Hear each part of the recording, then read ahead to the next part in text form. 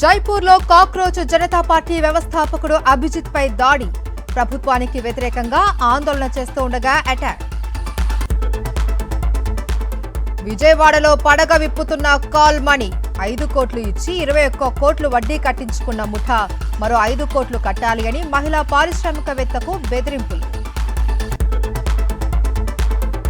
కూటమి నేతలు రాజ్యాంగేతర శక్తుల్లా మారారు. టీడీపీ నేతలపైనే చింతమనేని దాడులకు తెగబడ్డాడు అని అంబటి విమర్శలు. మెగా డిఎస్సి దగా డిఎస్సి అయ్యింది. అక్రమాలపై ఉన్నత స్థాయి విచారణకు ఆదేశించాలి అన్న కన్నబాబు. 99 రోజుల యాక్షన్ ప్లాన్ పై సీఎం రేవంత్ రెడ్డి సమీక్ష. పలువురు మంత్రులు ఉన్నతాధికారులకు దిశానిర్దేశం. వంగలపూడి అనితపై వైఎస్ఆర్సీపీ నేతల ఆగ్రహం.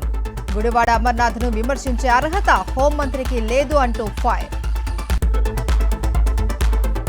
వైఎస్ఆర్ జిల్లా బద్వేలు ఆర్డీఓ కార్యాలయం వద్ద దళిత హక్కుల పోరాట సమితి ధర్నా.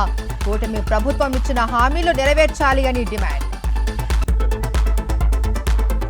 కంటోన్మెంట్లోని 800 కోట్ల విలువైన ప్రభుత్వ భూమిని పరిరక్షించాలి. హైదరాబాద్ జిల్లా కలెక్టర్ను కోరిన బీఆర్ఎస్ నేత కిషాన్. సిద్దిపేట జిల్లా మోతే గ్రామంలో అభివృద్ధి పనులకు శ్రీకారం.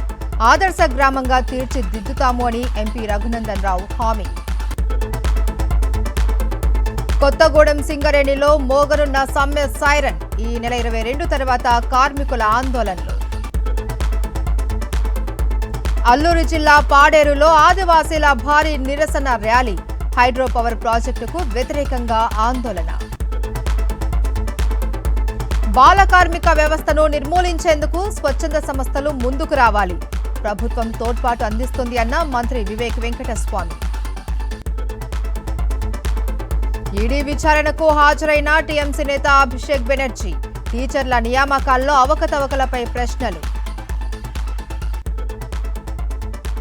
కుంకుమ్ భాగ్య సీరియల్ నటి ఆత్మహత్య. ముంబైలోని తన నివాసంలో ఊరేసుకున్న సంచిత ఉగాలి. తమిళనాడులో 3 ఏళ్ల చిన్నారిపై లైంగిక దాడి. బాధితురాలు మృతి. బీహార్కు చెందిన వలస కూలీ అరెస్ట్.